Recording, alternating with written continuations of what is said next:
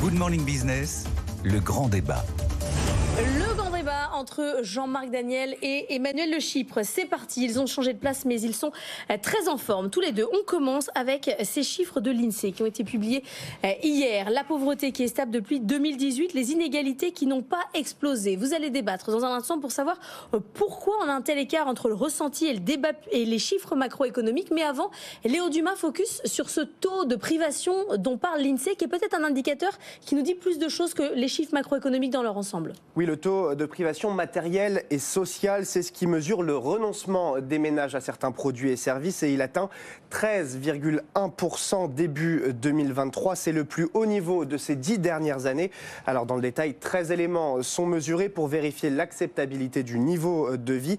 Et si vous êtes concerné par 5 de ces éléments, vous êtes en état de privation matérielle et sociale. Au niveau individuel d'abord, il y a par exemple le fait de ne pas pouvoir acheter de vêtements neufs, de ne pas posséder 2 paires de chaussures en bon état ou de ne pas pouvoir dîner avec des proches au moins une fois par mois.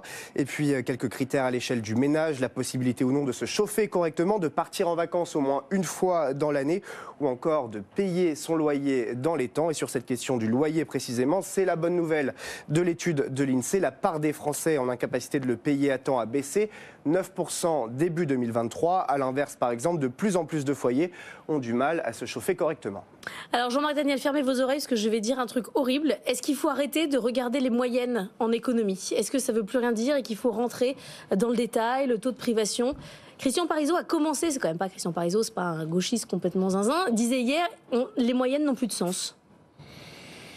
Jean-Marc? Ah ben, il a le droit de parler, mais je vais réagir tout de suite.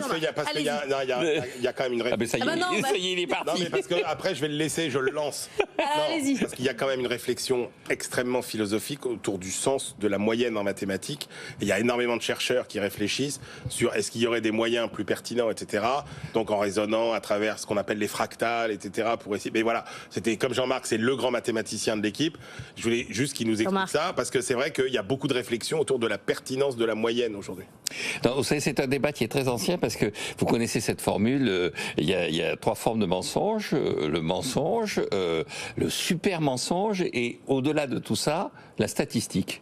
Et alors, c'est une phrase de quelqu'un qui s'appelle Benjamin Disraeli, qui a été Premier ministre au Royaume-Uni au 19e siècle et qui a commencé sa carrière ministérielle comme chancelier de l'échiquier. Donc, il reçoit ses collaborateurs et là, il y a le responsable du service statistique qui vient d'être créé au Royaume-Uni. On est au 19e siècle, ça commence à émerger. Et alors, il lui demande, vous servez à quoi? Alors, il explique qu'il est en train de faire le portrait de l'anglais moyen. Et donc, Disraeli lui dit, et c'est qui l'anglais moyen? Et l'autre lui répond, mais personne. Par définition, personne n'est l'anglais moyen. Et donc, Disraeli lui dit donc que le contribuable britannique vous paie à faire le portrait de quelqu'un qui n'existe pas. Et donc, depuis, ça n'a pas changé. On continue à faire le portrait de quelqu'un qui n'existe pas. Alors, effectivement, comme l'a dit Emmanuel, la statistique a amélioré ses performances en ce sens que elle a des outils mathématiques qui sont à peu près les mêmes, mais qu'elle peut traiter maintenant avec de l'informatique. Donc elle va beaucoup plus vite. Le premier modèle économétrique réalisé dans les années 1930 par quelqu'un qui s'appelait Tinbergen, qui a eu le premier prix Nobel, il avait mis 3 ans pour faire un modèle avec 38 équations et il faisait le calcul de ces équations avec des tables de logarithmes. Donc maintenant, plus personne ne sait ce que c'est qu'une table de logarithme, plus personne ne manie une table à calcul. Et pour faire un modèle de 38 équations, on a besoin de 38 secondes et non pas de 3 ans. Donc on a amélioré considérablement la performance du mode de calcul, mais la question sur le résultat du calcul est toujours là. Et c'est toujours la même. Qui est l'anglais moyen? Est-ce que ça a du sens de faire l'anglais moyen? Et donc là, on l'a bien vu, c'est l'INSEE d'ailleurs, elle dit bien, quand on regarde la pauvreté monétaire, on a une vision de la société, et maintenant, il faut quand même aller un peu plus loin avec des indicateurs qui sont plus objectifs. La deuxième remarque que je ferai par rapport à tous ces indicateurs, c'est ce que met bien souvent en avant l'INSEE sur le fait qu'il y a les dépenses contraintes et les dépenses qui sont les dépenses sur lesquelles on a l'impression d'avoir encore une forme de liberté. Et dans les dépenses contraintes, il y en a de plus en plus, parce qu'il y a de plus en plus de mécanismes, pour des raisons d'organisation de l'économie, qui reposent sur des formules d'abonnement. C'est-à-dire que la question qui se pose, on paie plus à la communication téléphonique, on paie un abonnement à... C'est rentrer dans les contraintes. Voilà, et c'est rentrer dans les contraintes. De même, la question qui est posée, c'est de pas les paires de chaussures, mais combien il y a des gens parmi ceux qui ont des paires de chaussures qui ne sont pas sur Internet? La plupart de ces gens ont une paire de chaussures et un abonnement Internet. Emmanuel. Alors moi je rajouterais le successeur de Disraeli qui était Churchill qui disait je n'ai confiance dans les statistiques que lorsque je les ai falsifiées moi-même. Moi-même, oui, exactement. Mais il aurait pu répondre ça. Vous êtes bon au concours de citation. Oui, non, si vous voulez, le problème c'est aussi que elles sont souvent extrêmement mal comprises et extrêmement mal exploitées. Moi j'aime beaucoup l'enquête dont on vient de parler parce que c'est la véritable enquête qui mesure vraiment l'évolution de la pauvreté. Le calcul du taux de pauvreté, il est absurde puisque vous avez un calcul du taux de pauvreté qui est fait en fonction d'un certain pourcentage du revenu médian. C'est-à-dire que si vous êtes en dessous de X% du revenu médian, c'est 60%. Oui. Vous êtes considéré comme pauvre. Ça veut dire que si vous êtes dans un pays où il n'y a que des milliardaires, vous aurez forcément des gens qui seront dans les 60% en dessous du revenu médian, et vous aurez toujours un pourcentage de pauvres. Mais c'est qu'on est toujours le pauvre de quelqu'un. Mais voilà, exactement. moi je n'aime pas du tout, et même dans des pays dans lesquels le niveau de vie a beaucoup progressé, vous aurez finalement toujours à peu près le même pourcentage de pauvres. Là, ce qui est intéressant, c'est quand même que quand on regarde l'évolution de toutes les réponses à ces questions qu'on a évoquées. Donc, ceux qui ne peuvent pas, et vous voyez quoi? Que ceux qui ne peuvent pas payer le loyer à temps, ceux qui ne peuvent pas faire face à un imprévu de 1 000 euros, ceux qui ne peuvent pas s'acheter une deuxième paire de chaussures, des vêtements neufs, ceux qui ne peuvent pas passer un bon moment avec des copains, etc., ils sont plutôt un peu moins nombreux aujourd'hui qu'en 2014. En revanche, effectivement, il y a des postes comme, ils sont moins nombreux à dire qu'ils peuvent manger de la viande, ils sont moins nombreux aussi à dire qu'ils peuvent se chauffer correctement. Donc, est-ce que les Français ont une mauvaise perception de leur situation de pauvreté? Je vais dire oui et non.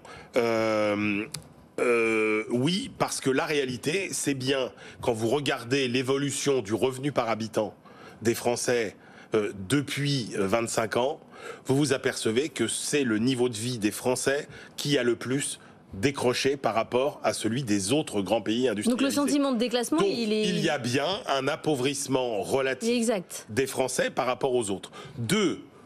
Jean-Marc a totalement raison. Une des raisons pour lesquelles aussi il y a ce sentiment d'appauvrissement, c'est qu'il y a l'augmentation de la part des dépenses contraintes et il y a aussi la part disproportionnée que prend le logement dans le budget des Français par rapport à d'autres pays. Et donc, ça explique finalement le fait que les dépenses qui sont arbitrables chaque mois, la marge soit de plus en plus faible, ça accroît ce sentiment de vulnérabilité et c'est ça qui contribue aussi à exacerber la sensibilité des Français, sans doute à une inflation imprévue, etc. Donc ça c'est sûr. Après, ça donc sur le terrain de l'appauvrissement, il y a bien quelque chose chez les Français qui est intéressant et qui renvoie notamment à une notion de déclin que d'une certaine façon ils perçoivent. Et c'est ce qui revient d'ailleurs dans beaucoup de déclarations sur les résultats législatifs. Quand vous demandez parmi les raisons, il y a ce sentiment de déclin. Après, il y a la question des inégalités. Et là, ce qui est compliqué, c'est que ce qui touche les Français, c'est pas les grandes inégalités sociales. Et d'ailleurs, en France, on n'a pas à rougir. Et ce serait malheureux qu'on ait à rougir avec le système, encore une fois, qui redistribue le plus au monde. Je rappelle quand même ce chiffre majeur. Si vous prenez les revenus des 10% les plus riches et des 10% les plus pauvres, avant toutes les corrections, on a un écart de 1 à 18. Si vous corrigez de toute la répartition et des transferts sociaux, on tombe sur un écart de 1 à 7.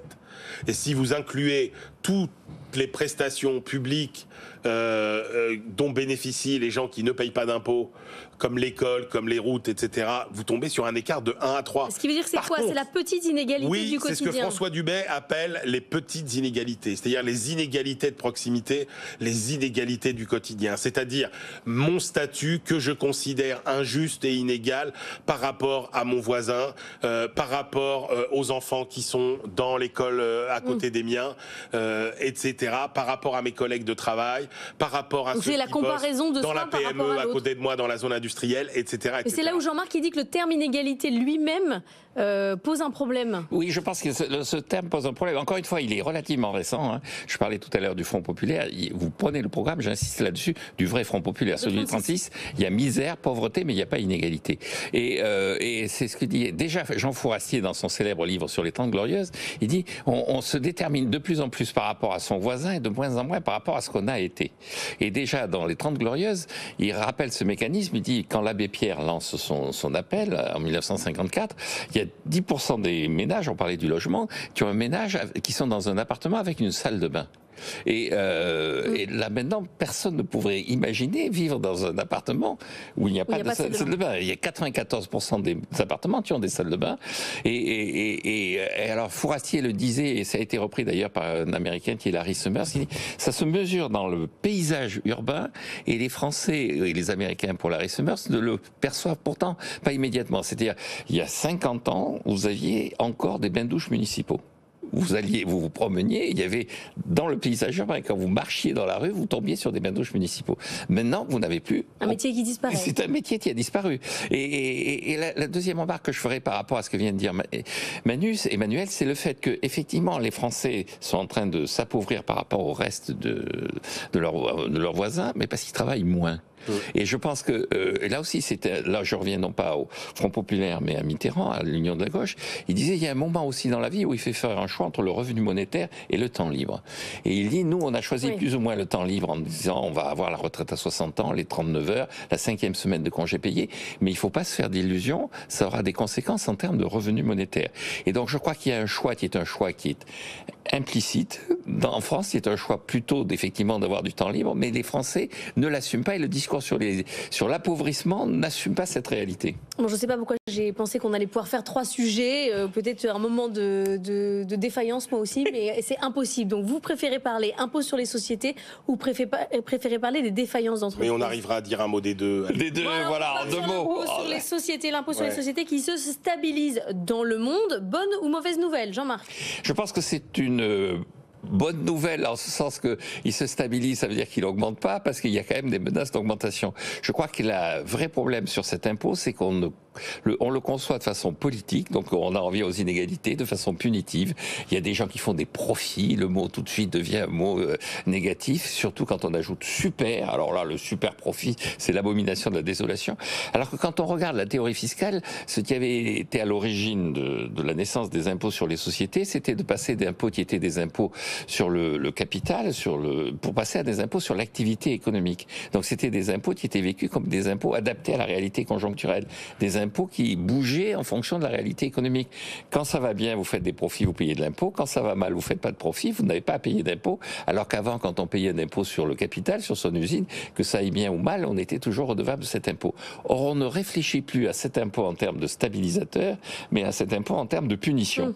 Et donc, je trouve qu'il y a une vraie réflexion à inverser et à revenir à l'idée que l'impôt ne doit pas être systématiquement une punition. On a quand même, Emmanuel, changé de mode de vision de l'impôt, puisqu'on a arrêté cette guerre des taux pour attirer toujours plus d'entreprises. Désormais, on se stabilise. Il y a l'impôt sur les sociétés à 15% aussi. Hein. Oui, absolument, mais je crois qu'au-delà de ça, on voit bien que, en fait, finalement, à chaque grande période du capitalisme, à chaque grand cycle du capitalisme correspond finalement à un cycle fiscal. Et on voit bien que le cycle fiscal qui a été amorcé dans les années 80 et le cycle économique qui va avec, c'est un cycle finalement du capitalisme financier, de ce capitalisme un peu court-termiste, mondialisé. On aurait besoin de beaucoup de temps parce qu'il faudra qu'on m'explique ce que c'est que le capitalisme financier par rapport à l'autre capitalisme. Jean-Marc, c'est le capitalisme dans lequel le poids de la finance a quadruplé ou quintuplé par rapport au poids du PIB réel en l'espace de 40 ans. C'est ça le capitalisme financier, c'est le capitalisme dans lequel c'est les cycles de la bourse et des taux d'intérêt et de l'immobilier qui font les cycles d'activité et plus les cycles de production et de consommation. C'est en fait c'est l'économie financière qui prend le pas sur l'économie réelle. Pour ceux qui sont en radio, ils ne voient pas les mots dubitatifs de Jean-Marc. C'était le monde de la mondialisation, de l'éclatement des chaînes de production, de l'hyperconcurrence. Et là, on voit bien que la philosophie fiscale qui correspondait à ce cycle, c'était de taxer moins les facteurs de production les plus mobiles qui y avait la possibilité de se déplacer partout dans le monde entier, on voulait les attirer. Et donc c'était quoi? C'était les riches et les entreprises. Donc depuis 40 ans, la fiscalité sur les riches, la fiscalité sur les entreprises a baissé, alors que la fiscalité sur les pauvres malheureux qui pouvaient pas bouger, finalement, elle a augmenté. Donc les consommateurs, ça a été la hausse de la TVA un peu partout.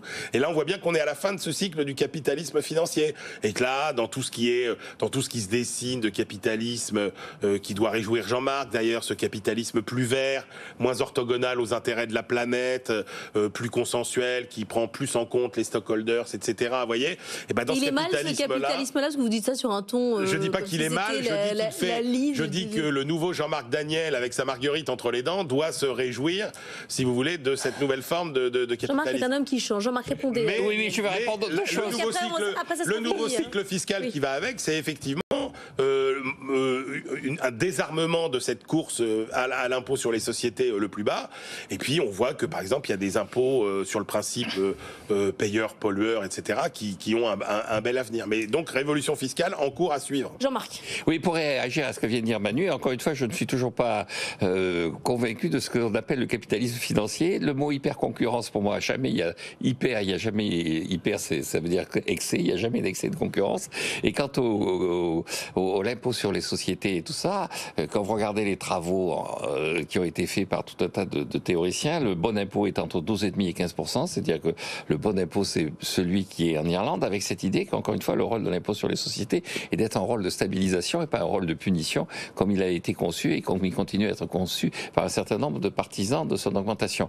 Quant à, effectivement, le capitalisme vert, il va inventer sa propre fiscalité, c'est la taxe carbone, et je pense que la taxe carbone, il faut la mettre en place très rapidement, avec cette idée que tout le monde la paiera. C'est-à-dire que il faut pas polluer au sens propre du terme la taxe carbone, il ne faut pas la détruire, il ne faut pas amoindrir son impact en considérant que ça va être là aussi un élément de redistribution. La règle, c'est toujours la même, Jean-Marc. Le bon impôt, c'est l'assiette large et le petit faible. Mais sachant qu'il y a quand même 3 missions plus ou moins enregistrées dans l'action de l'État. Il y a quand même la mission d'allocation, c'est-à-dire de lutte contre les externalités et tout ça. Il y a la mission de redistribution, mais ça c'est la fonction qui est de plus en plus normalement assumée par, non pas l'impôt, mais par les prestations sociales. Et puis il y a la mission de stabilisation. Et la stabilisation, c'était l'impôt sur les sociétés. L'allocation, c'est l'impôt sur le carbone. Et donc il faut se pencher sur un impôt sur les sociétés à 12,5-15%, puis on en reste là, et faire payer à tout le monde une taxe carbone. Voilà, et comme j'avais prévu, on n'a pas le temps de parler des défaillances d'entreprises. C'est pas grave. Et on retrouve un rythme qui correspond finalement au cycle, à la respiration naturelle de la vie des affaires, et il faut s'en réjouir. 16 000, c'est le point. Les zombies vont disparaître, les entreprises inefficaces vont disparaître. Et voilà, oui, alors il n'y a pas de débat, là on est d'accord. Il n'y avait pas de... On n'était pas débat. Est-ce que tu penses le contraire? Non, pas du tout. Il n'y a pas de débat, donc on est d'accord. On a réglé le sujet en 30 secondes. Voilà, on a fait les 3 sujets. Je vous donne 2 informations. La première, c'est que l'inflation a ralenti à 2,2%. En juin, c'est moins qu'estimé initialement. Et la deuxième, c'est que la Seine est baignable depuis... Alors ça, c'est une surprise. Ça, c'est une vraie surprise. Oui. Là, il y a peut-être un débat. Là, il y a peut-être un débat. Vous n'oubliez pas d'écouter ou de regarder la librairie de l'Écho pour tous vos conseils, livres. C'est une librairie exceptionnelle, enregistrée à Aix-en-Provence, où on a demandé à 6 personnalités fans de littérature économique de nous dire quels sont les livres qui avaient marqué leur vie, etc. Et puis surtout, leurs conseils de lecture pour le prochain Premier ministre. Ah oui, ça c'est bien. Ça peut être large comme conseil. Et vous verrez que c'est large.